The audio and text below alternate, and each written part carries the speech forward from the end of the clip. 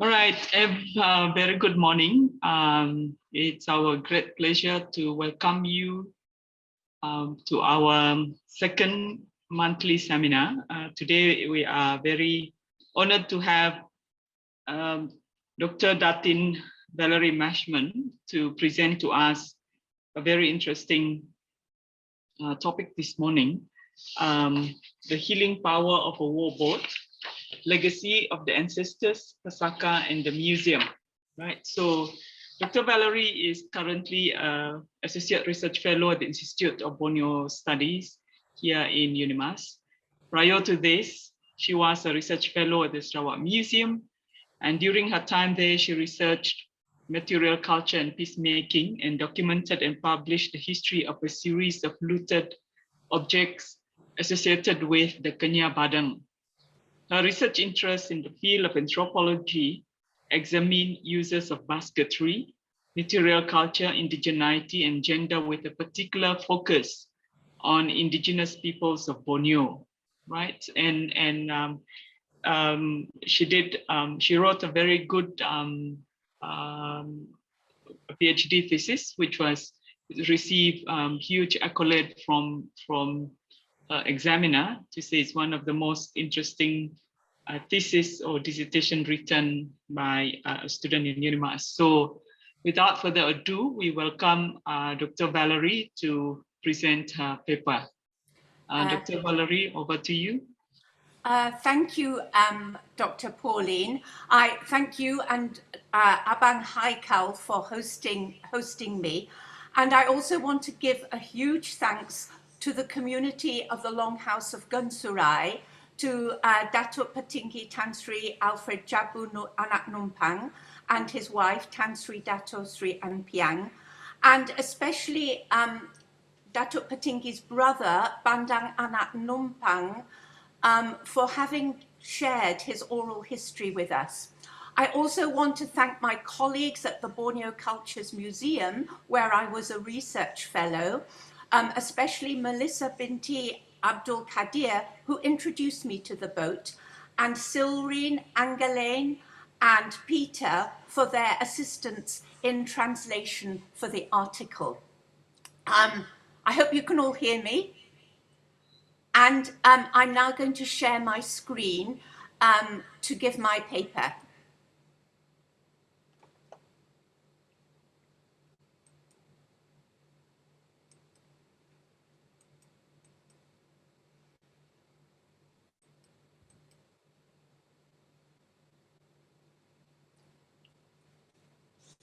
I hope you can all see my screen. Yes, we can see your screen. Yes, we can see it. Yeah. My paper is called The Healing Power of a Warboat, The Legacy of the Ancestors, Pesaka, I'm using the Iban spelling of the word, and the museum. So this is a picture of the warboat. Sorry, I've just missed a slide. So the biography of the warboat at the Borneo Cultures Museum demonstrates it has a life of its own and a potency derived from its journeys and its enduring association with the ancestors as Pesaka of the Longhouse of Gensurai. This is evident in the different journeys the boat has made in its course of its history, from its initial purchase by an Iban longhouse from a Malay boat maker, its participation in the military expedition to Bukit Salong in 1915, to its being taken by a British colonial district officer to his headquarters in Betong, to its installation at the Sarawak Museum by Benedict Sandin, the first Iban curator of the Sarawak Museum in 1970. So this is a picture of the warboat in its glory years outside the Sarawak Museum, and you can see it's been embellished with lots of shields. The transfer of the warboat to the Borneo Cultures Museum provides an opportunity to recover its history from official records and from the voice of the source community. Its oral histories highlight the boat as Iban heritage, Pesaka, and a focus for memory and ritual. These memories are multi-layered and establish the connection of generations of descendants to the named ancestors in the original crew who participated in a military expedition. And then there's the visit of the supernatural in a dream and the veneration of the boat as an object of protection and healing and a claim of ownership.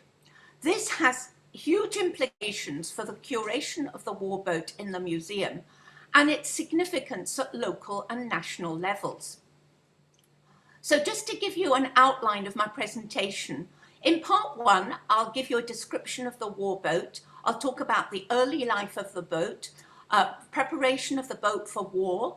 I'll touch on the expedition of 1915 and the outcome of this expedition. And in part two, I'll talk about the return of the boat to Gensurai, its removal to Kuching, and the boat as Pesaka as an object of veneration and healing. So the warboat itself is just over 11 meters long and nearly 2 meters wide. It accommodated, according to different accounts, 21 to 25 warriors on a maiden journey from Gensurai to engage in warfare on behalf of Raja Charles Brooke in the Upper Rejang River in 1915. It's painted black with red and yellow bands close to the rim. The name Pesaka Jeman Gensurai Buah, Hati, Anak 1912 is inscribed on the outer side of the boat. And the stern is square and decorated on the outer part with floral motifs. This is the place of the steersman and his assistant. So this bottom picture is how we used to see the warboat outside the Islamic Museum. And here's a close-up. You can see the palm leaves for the roofing are beginning to disintegrate. This is before it was reaccommodated in the Borneo Cultures Museum. So the clay hearth at the center of the boat was used for cooking rice. And this was the place of the quartermaster. And we know the name of the quartermaster. His name is Liman Anak Londo. And he is the ancestor of the two brothers who have told the story, that is Datuk Petinggi Tan Sri Alfred Jabu and his brother Bandang. The prow, the luang, were seated two men who looked out for rocks and lurking logs in the water. There were panels of split bamboo which held together with rattan lashing to form the deck over the inner part of the boat. The central structure of the boat, the keel piece, was hewn from a single log, whitened and strengthened by fire. The adjoining planks which formed the sides were set edge to edge, and a frame for an atap roof, a kajang, was erected. Oars and shields were added. And here you can see the boat as it was in an earlier time outside the museum. The sources consulted. Primary source is Banak Anak Numpang, the elder from Gensurai, together with community members who were interviewed in Kuching in December 2020. Benedict Sandin's story of the warboat from the community of Gensurai appeared in the Sarawak Gazette in March 1970. And these two oral sources really emphasize the role of the ancestors in the maiden journey of the warboat and its curation by the longhouse. Robert Pringle's Rajas and Rebels, the Ibans of Sarawak under Brooke rule, is a very important source. And I'd just like to say something about this book because I think what he says has an impact on the story of the warboat. He says in assessing Brooke rule, he accepts the moral superiority which the Brookes claim for themselves over other colonial regimes, but he noted that their policies left Iban people as a whole habituated, almost addicted to the lethal divisions among themselves. In his opinion, this legacy of divisions within the largest ethnic group of Sarawak, endured with a lasting struggle for representation in national affairs. Two other sources that were important for this study was A.B. Ward's Raja's Servant, which is a personal account of a loyal administrator, and then there is the official account in the Sarawak Gazette, which was obviously written by a source close to Charles Brooke, possibly written by Charles Brooke himself. So let's just look at the history, the early history of the warboat. We know it was built by a Malay called Hati, living near the mouth of the Rimbas River in the Sarabas district. It was bought for $50 silver by Tuai Rumah Anding Anak Dundang and 9 other members of the Gensurai longhouse on the Laya River in 1912. Malay boats were considered to be good all-round boats, suitable for the river estuary and the sea. This acquisition serves as a reminder of the close ties between the Sarabas Iban and coastal Malays through trade, alliances, kinship, and intermarriage. Malays provided pilots while navigating coastal areas. Together with the Scrang and Sarabas Iban, they formed what has been known as a formidable military alliance. The people of the Sarabas were well known as boat makers, and the annual tribute paid by the people of Sarabas to the Brunei Sultan prior to the arrival of the Brooke regime was 800 pasu of paddy and a warboat. So I'm just sharing a map which was drawn by Pringle in his book Rajas and Rebels, and you can see the Sarabas River is marked by the area marked 2nd Division, and you can see Betong marked here. The boat then went on its maiden journey up the Rajang River, up to Kapit, and later we'll see it went up the Mujong River. So we know when the boat returned to the longhouse, ritual offerings were made and two ritual offerings were made and 2 chickens were sacrificed. It was maintained by being kept in a warboat. It was maintained by being kept in a boat shed. In 1915, Tuai Rumah Anding received an official notification commanding him to participate in a military expedition against the so-called rebels based at Bukit Salong. So, in preparation for going to war, a frame was made to support the palm leaf roof, and spaces between the planks of the boat were carefully corked with resin. The omen bird, the nundak, which is known as the white-rumped shama, was sighted, and this was an auspicious omen which encouraged the men doing work on the boat and boded well for the departing warriors. And the warboat becomes a means of evoking kinship. Bandang Anak Numpang's account recalls the names and positions of warriors assembled in the warboat for the expedition, linking subsequent generations in a network of connectedness through kinship and descent. The community ties were reinforced, and the story told by Bandang tells us that community ties were reinforced between those remaining in the longhouse and those going to war through the custom of numpang. Through this custom, warriors visited their relatives before leaving the longhouse to join on the military expedition. Those who had surplus supplies of rice would give the warriors a measure of rice for their journey. This was a means for successful farmers to share their good fortune with men about to go to war, who would also benefit from this sharing of rice.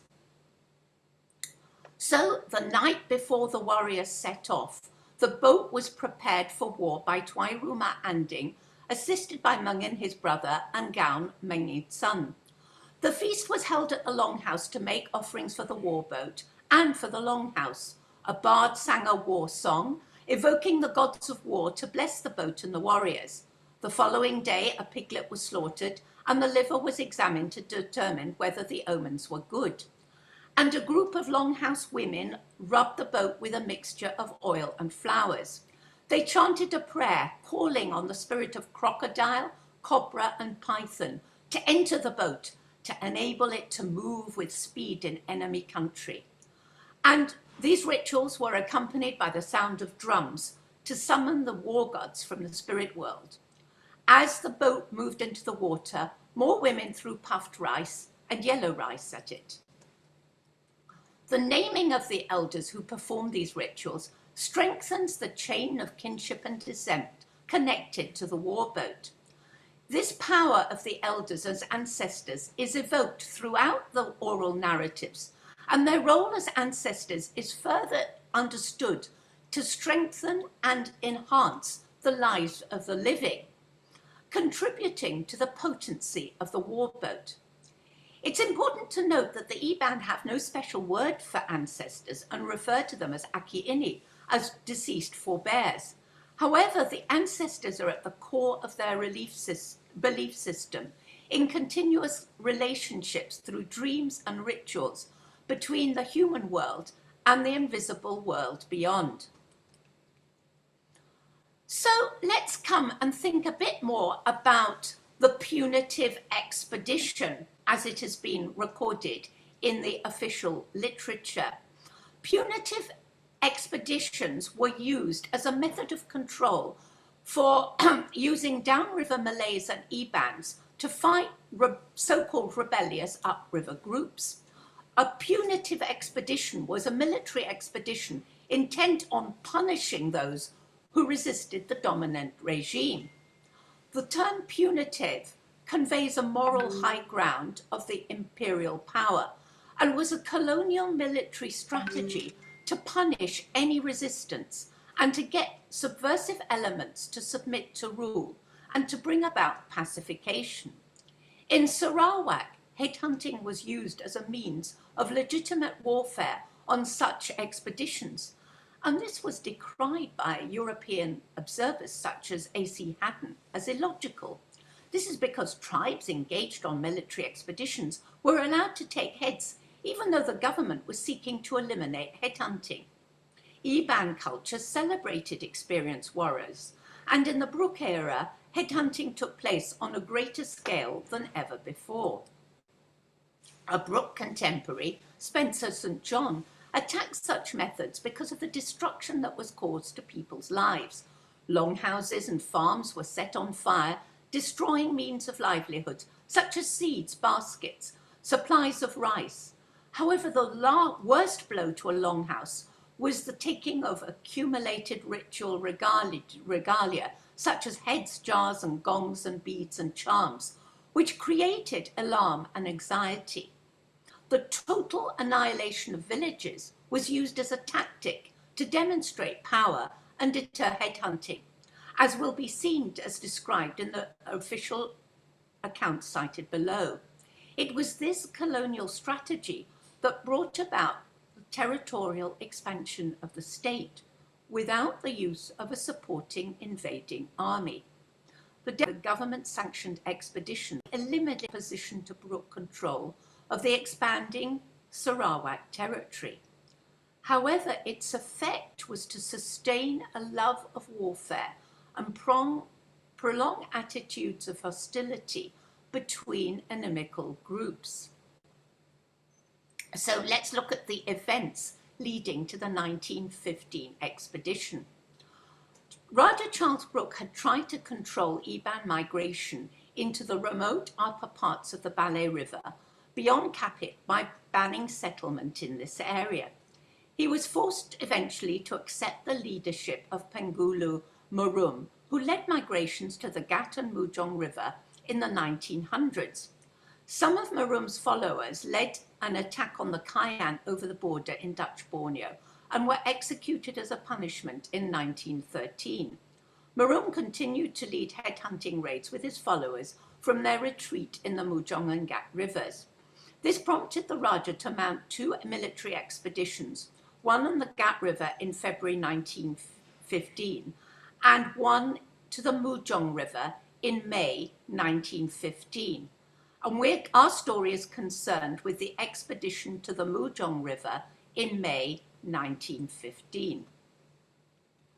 The official account of the 1915 expedition to the Mujong and Bukit Salong is in the Sarawak Gazette.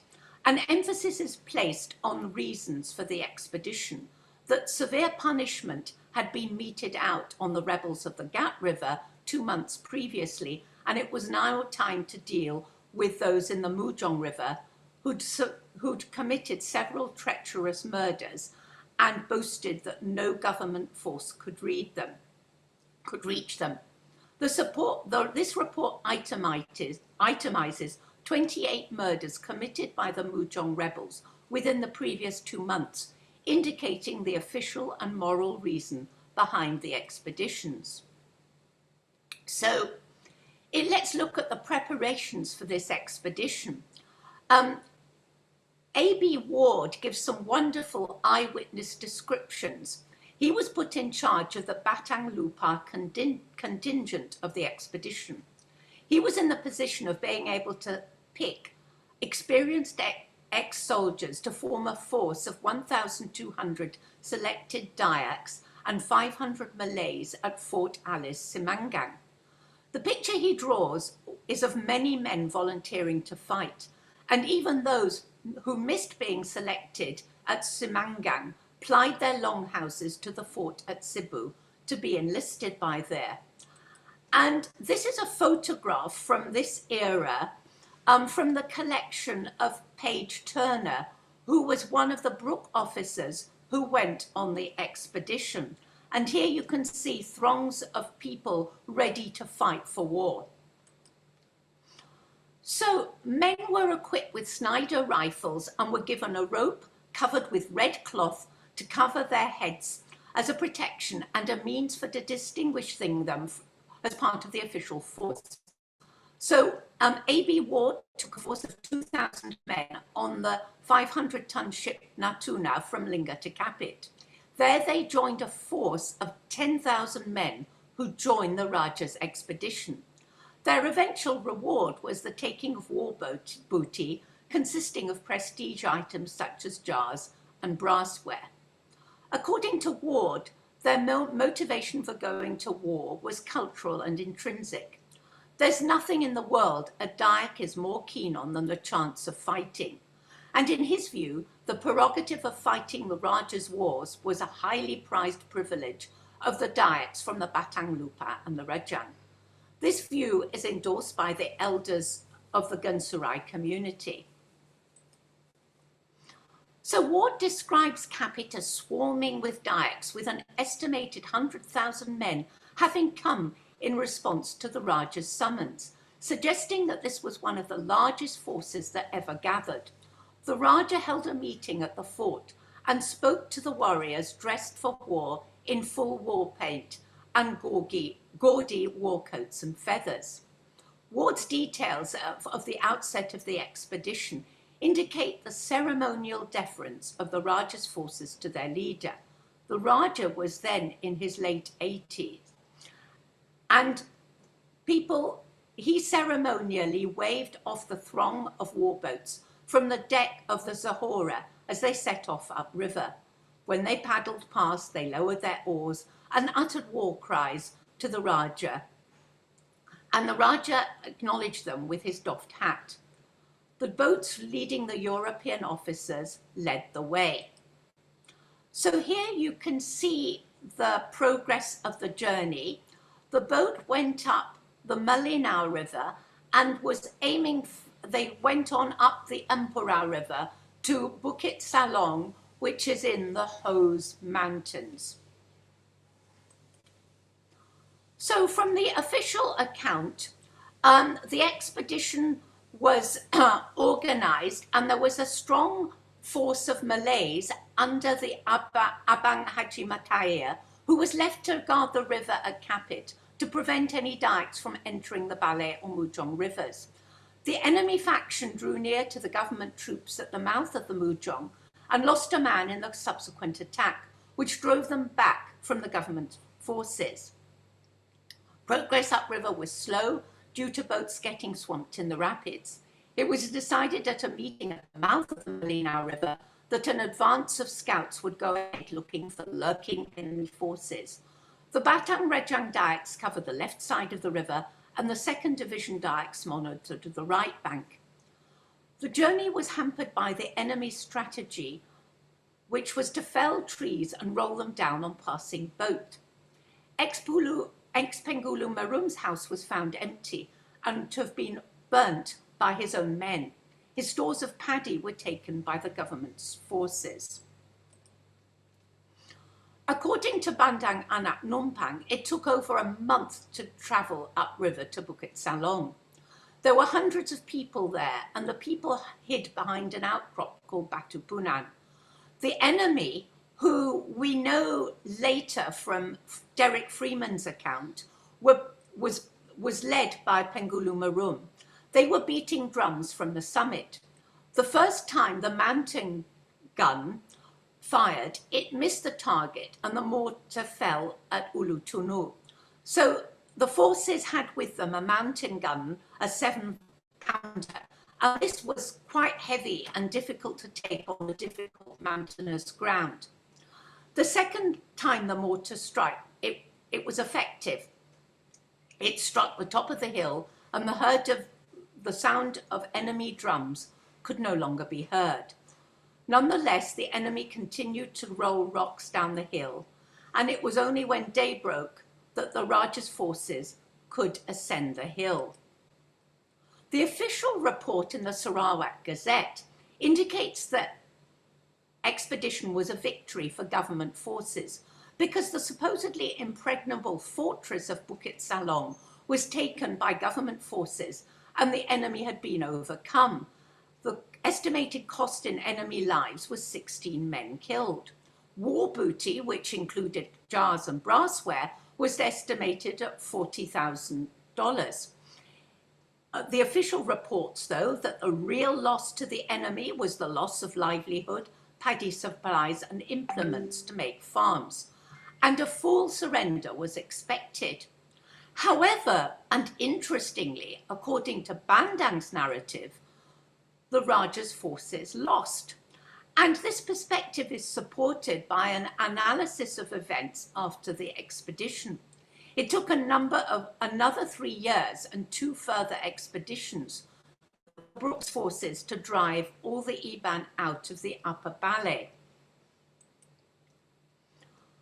So, reflecting on these events, the elders of Gensurai say that the boat means a great deal to us because the boat had taken part in the military expedition to Bukit Salong, the Iban call it Bukit Chalong, which was the last major expedition which they remember, and that after this the Raja Brooke had sacrificed a pig, a sign of goodwill and peace. And this is a reference to the 1924 Capit peacemaking officiated by Viner Brooke. In 1922, the Iban were allowed to enter the Malay again under the control of Temongong Ko. And this is a photograph of the 1924 Capit peacemaking. So the next part of the story, which I'll say is part 2, comes from the source community recorded by Sandin, recounts what happened to the warboat after the expedition to the Mujong and provides an insight as to how the boat is considered by the Gensurai community as Pesaka and how this is upheld with the belief that this is supernaturally endorsed by a dream. On return to Gensurai, offerings were made to the warboat as thanksgiving for safe return. It was placed in an atap-roofed shed at the landing of the river on the riverbank at Gensurai. Over the time, it fell into disrepair, and the boat was moved to be stored under the longhouse. Some years later, Cindy Anak Malin dreamt of a man telling her he could not stand the smell of chicken dung. When he finished speaking, the man turned into the boat. The next day, Sandin related the dream to the longhouse people, who understood that this was a message from the spirit of the boat, and they decided a boat shed should be built with billion posts, and the boat remained under the head for some 20 years. Then, in 1949, according to Bandang Anak the boat was moved to Batam. And in 1949, we've got to remember that Sarawak was recovering from the Japanese occupation, and the British colonial government, which had taken power in 1946, was seeking to gain support from local communities. The local district officer, D.L. Brun, was a popular figure, well liked by the local Iban. They said that we knew him as our Raja. He was remembered as a sociable man who willingly gave rides on the back of his motorbike and gave his empty cigarette tins to the local boys. When he revisited Gensurai, he suggested the boat be moved to Batam for exhibition outside the district office. The Iban of Gensurai agreed.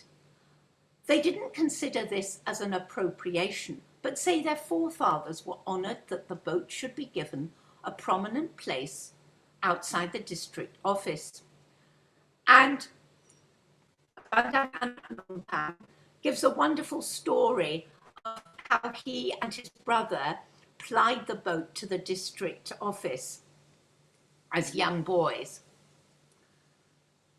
There was a deal made between the longhouse when the boat was taken to the district office, and the deal was that a primary school should be built at Nganga Aja on the land donated by the people of Gensurai.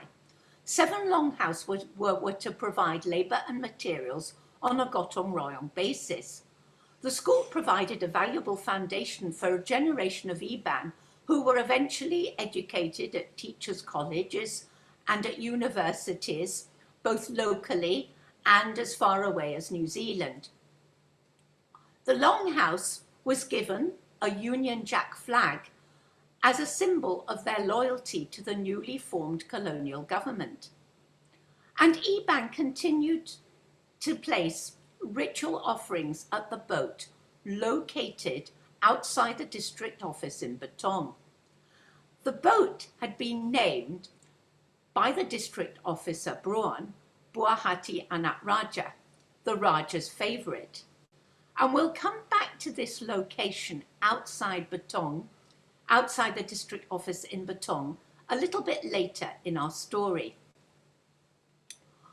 So, in December 1969, Benedict Sandin, the first local curator of the Sarawak Museum, visited Batam and suggested that an exhibit of the boat's importance should be more appropriately displayed at the Sarawak Museum. The war boat was transported from Sarabas to Kuching, where it arrived on the 26th of December 1969. The elders of Gensurai say that their permission was never sought for this relocation of the boat, and this was done with a blatant disregard for their community, which honoured the boat as Pesaka. Another observer whom I interviewed, who was connected with the museum, suggests that this oversight was made because the boat was located at the district office in Batam and was no longer associated with the longhouse of Gensurai. Moreover, the boat may have been in need of maintenance, and better care would have been given by the museum. The boat was initially displayed in the museum grounds in the east of the main building. It was a source of attraction to local visitors who went to the museum grounds regularly to listen to the police band playing at the bandstand at weekends. Eventually, the boat was transferred to a shed alongside Dewan Tun Razak and eventually to a site outside the Islamic Museum. Here you can see a photo of the boat outside the Dewan Tun Razak in the 1980s. And now I want to talk to you a little bit about the war boat as Pesaka. This idea of the war boat as Pesaka persisted in the account by Bandang Anak Numpang. I'm not going to read the Iban quotation from Bandang Anak Numpang's account. I'll just read you the English translation. The warboat is one of the most valuable pieces of heritage, unique in Sarawak. This legacy comes from our territory at our longhouse in Gensurai in Laya Batong. Here you can see the Temongong leading a marine ceremony at the warboat.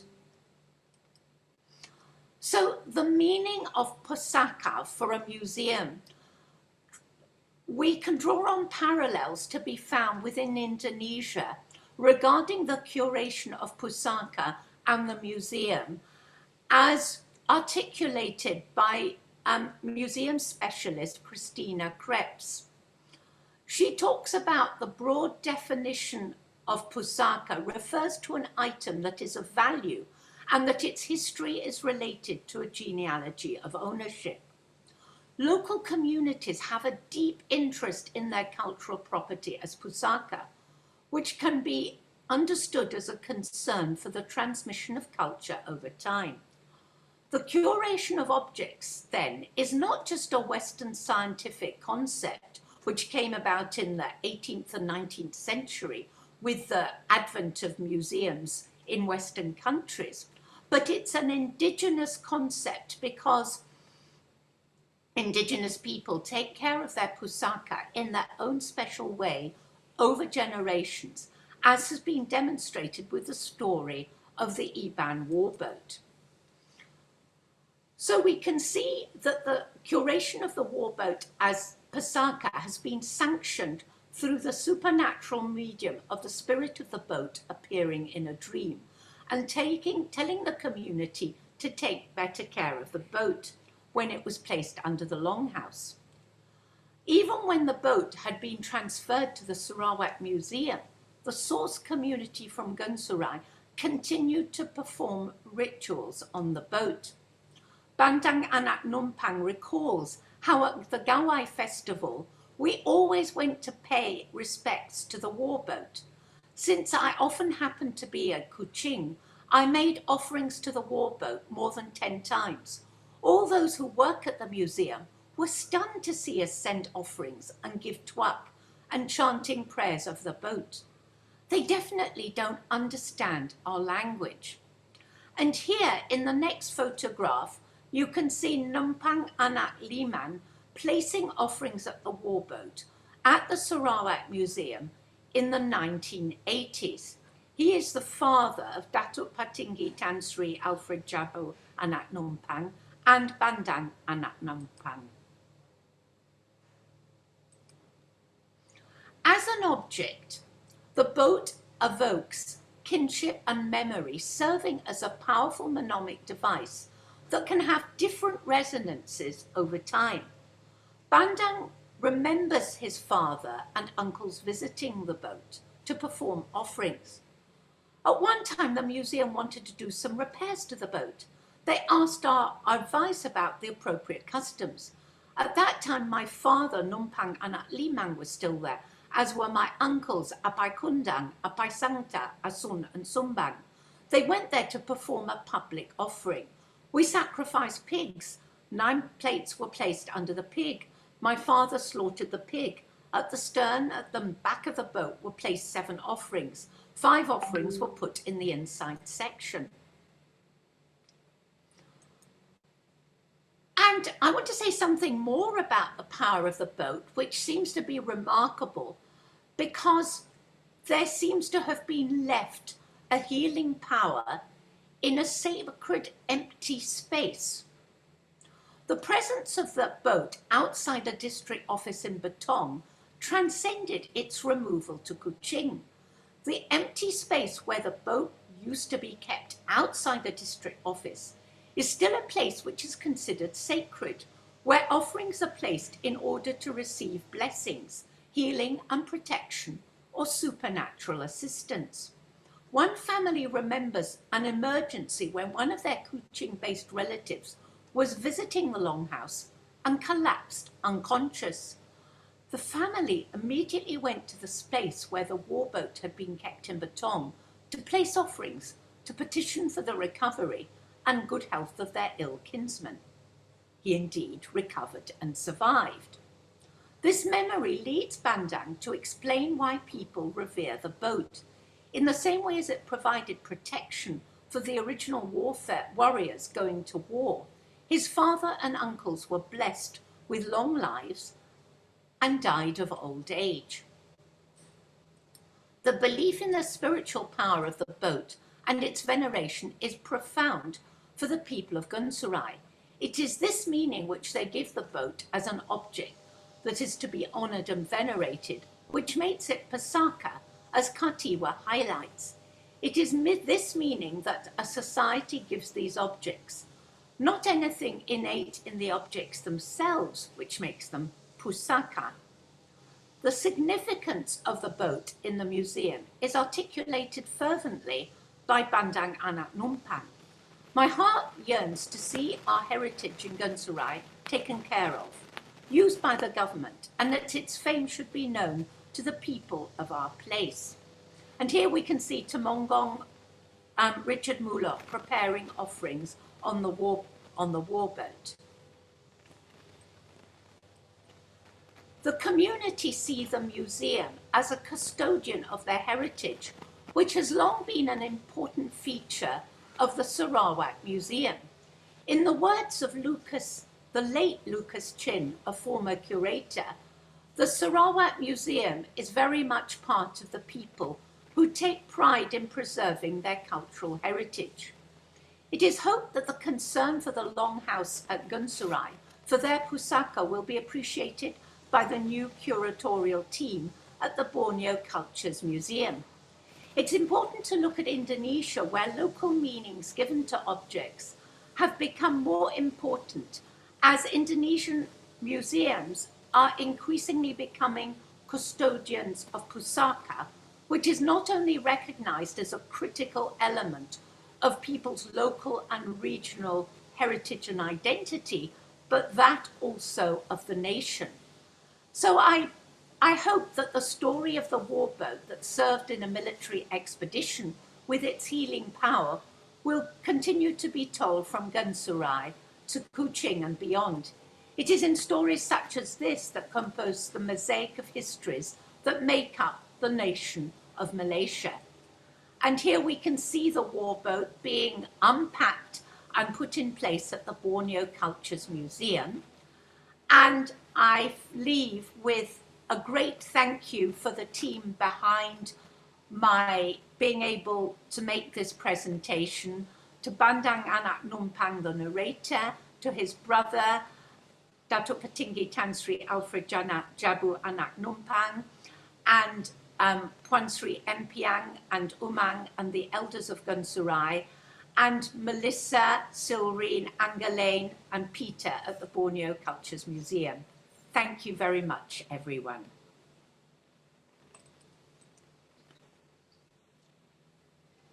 Thank you, Dr. Valerie, for that very interesting and informative presentation, something for us to think through. Very brilliant. We now would like to open the session for some questions and some comments.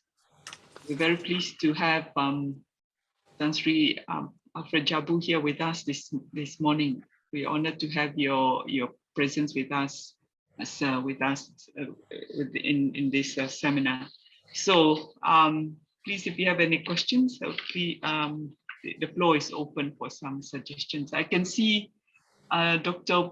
Walker is also here, tuning in from Australia, and Amy from Cornell University is also here with us. So we welcome you on board, right? So yeah, I open the session for questions and comments, right?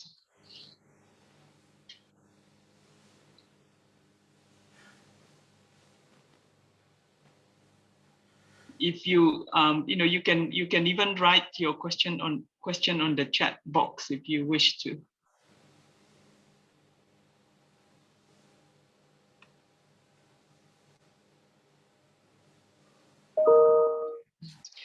Okay, let me just begin with, while the others are thinking about what questions to raise or comments to make. I just want to, you wrote here the healing power of a boat, and you narrated the history or the story of the boat, how it went to the museum, the movement, and also the rituals that has been involved in the movement, in the making, in the process of the making of the boat. Now, in terms of the boat having a healing power, what do you think, how do you think the boat it has its own potency or its own agency in that way? Is that because of the history, because of its movement? Is it because of the people gave it power, or because here it's like healing power of a boat, so it's almost a contradiction between the two. One is it's a war, in yet it's bringing healing. So so that's my question.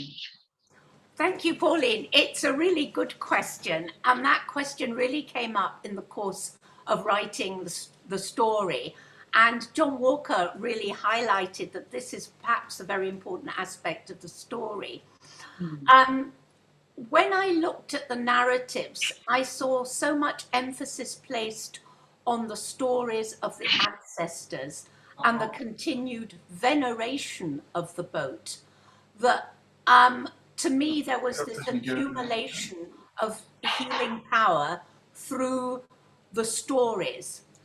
I dare say if we perhaps need to spend more time with the community to perhaps get the essence of this healing power. And I have to say that this paper was written under lockdown, and I was unable to actually probe this much further.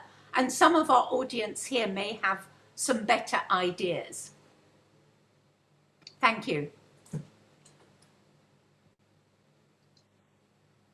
Anyone else would like to contribute or raise a question or two?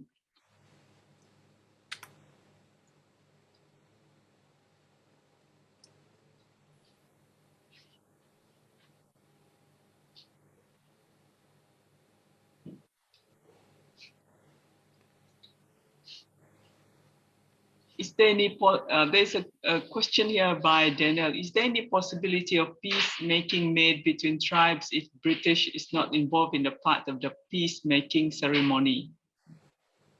That's a question by Daniel. What do you think, Dr. Valerie? This is a really good question. I think the exploration of mechanisms for peacemaking, there were always mechanisms for peace and reconciliation in the Adat. However, we look at something like the great peacemaking of the Baram in 1899, we can see that there was a lot of use of local Adat and local customs, and months of preparation were made by local communities. And so it couldn't have come about without this will and custom within the local communities. So I think the same for the other communities. We can think about the 1924 peacemaking. There were always mechanisms for peacemaking within the local communities through the Adat.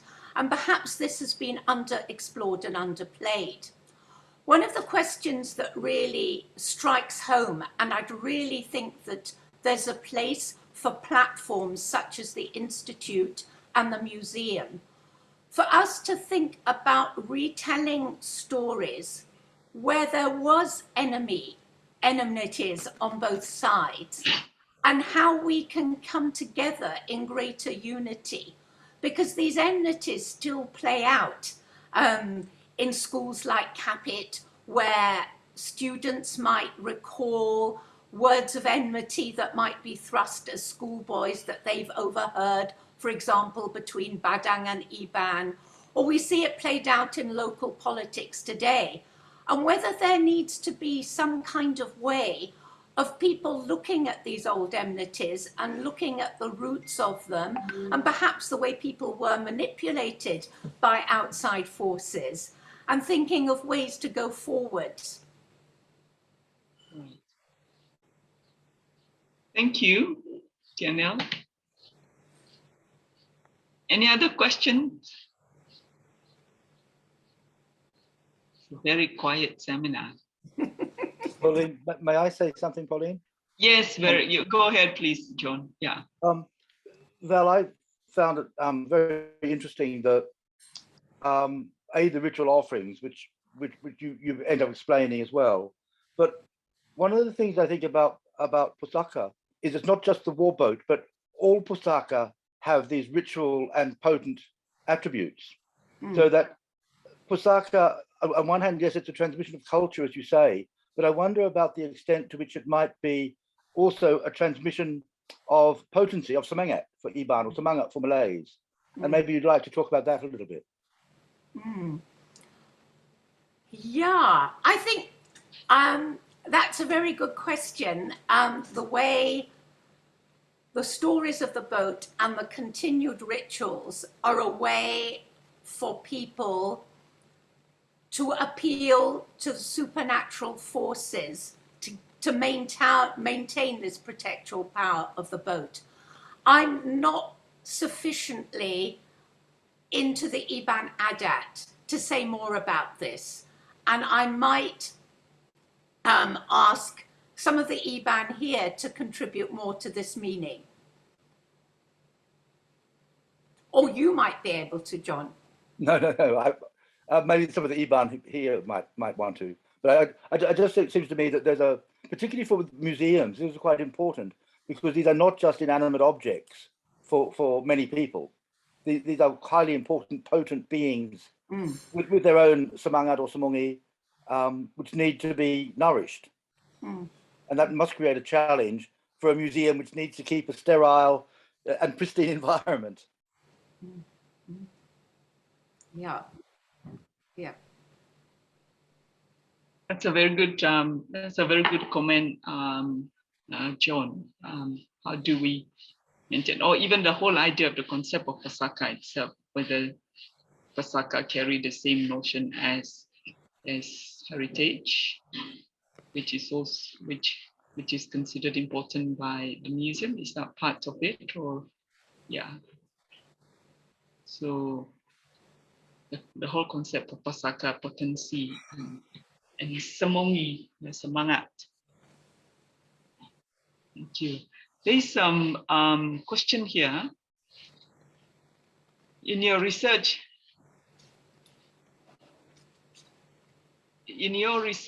did you find that the younger people were interested or aware of the Pesaka?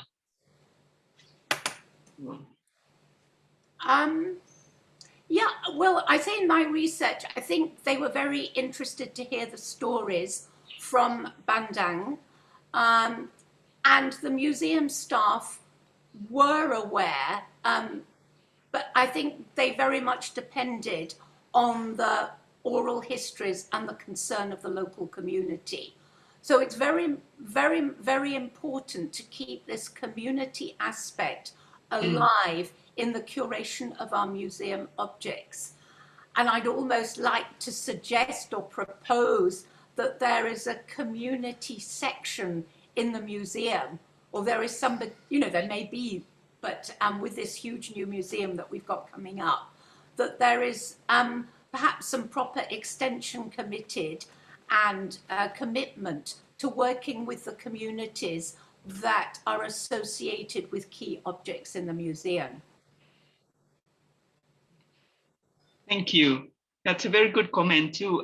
Response from you, Dr. Valerie. If you, the interesting thing about Sarawak Museum is a lot of the objects are brought by communities to the museum. If you look at history, the record of the record in the museum, members of the community used to come to present objects to the museum as gift and to be preserved. So I think that's a very important aspect. That's a PhD dissertation in itself. I think that's what Dora is looking into at the moment. Now there's another question here, or top question, also comment. This is an interesting topic, and my first time hearing this, I'm a Sarawakian. Was wondering if there's any effort efforts to share more about this to the public, especially to the younger generation. Right, Dr. Val? Well, it's great that we're having this seminar today. I imagine that TV Sarawak will be quite interested in doing features on museum objects. So probably TV Sarawak might capture this story. I will probably be publishing this paper in a book article, or it might be published in the museum journal. But I think there is a need to encourage young people to study museum curation and museology, because it's a wonderful way into our history and our culture. And we need young professionals to take up the challenge of staffing our museums and telling these stories. Yeah. Very good, thank you. Any others? Good morning, Pauline. I'm Michael here. Hi, Michael. Hi, Dr. Valerie. Hi, Good morning. Michael. Hi. So I just would like to know more if you could explain the relationship between the boat and the defense of their territory and with regard in relation to the community itself. Because the boat cannot be created not just for the sake of war, but it has to be connected to the community in the defense. Yes. Yeah. Can you explain further, please? That did not come out in any of the stories. The boat, we don't know why the boat was purchased from Hati. We know that the boat, it was purchased in 1912, when I think the Laya was relatively, the Betong area and Saribas was perhaps a bit more peaceful. And we only know that the people were summoned to war and they used the boat for war. And it's a relatively small sized boat. So that aspect of defending a territory did not come out in the stories. The stories that came out was the boat was commissioned and bought from a Malay, and it was taken to the longhouse, and then 2 or 3 years later, it was used in an expedition against people upriver. But don't you study the story told to you that in the prayer, in the ritual, were there any mention of like the Patara with regard to the use of the boat, and not just simply to send to war, but also in the defense in case retaliation from the enemy whatsoever it is, any connectivity, whatever. Okay, that's great. Yes, so that obviously all the war songs and rituals were to protect those in the boat, but also the community that was left behind. And perhaps I've left out that part of the relationship. Thank you for highlighting that there's an interconnection between the role of the boat going to war and I don't know the text of the song that was sung, but all those rituals would also have an effect on protecting the community that's left behind. Yes. Yeah, because one thing, if we just talk about they sent to war, as if we are the attackers, but we are also the defenders at the same time, So that's what I'm trying to ask that question for. Yeah. Yes. Thank you. It's a good point, Michael. Thank you, Michael. Thank you very much. Right, I can see Tan Sri Leo Mogi is also here with us in the seminar. Thank you for attending. Anyone else?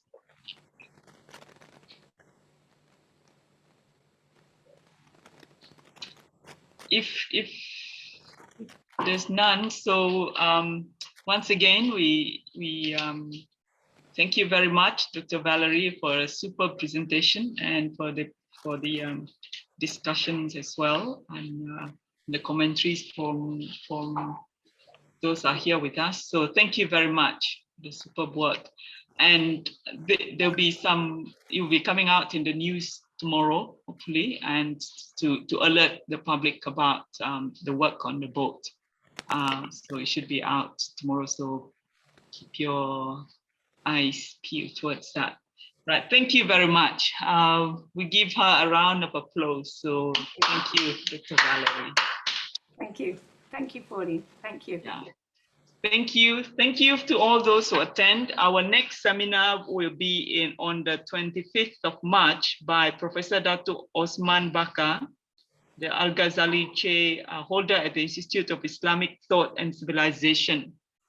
His paper will be the marriage between ethnicity and religiosity in Malay's civilizational history. So that will be our next speaker for March. So we thank you for joining us this morning. So please, you do join us again in March. And this is a monthly online seminar by the Institute of Borneo Studies and the Faculty of Social Sciences and Humanities at UNIMAS. So please do join us, and there will be a lot more interesting topic coming in April. For instance, we'll be looking at the movement from Jakarta to Nusantara, and some sort of implications of that movement. So that will be the topic in April. So there'll be other topics coming in May, in June, July, and so on. So we thank you very much for joining us, and do tune in, right, for the upcoming seminars. Thank you.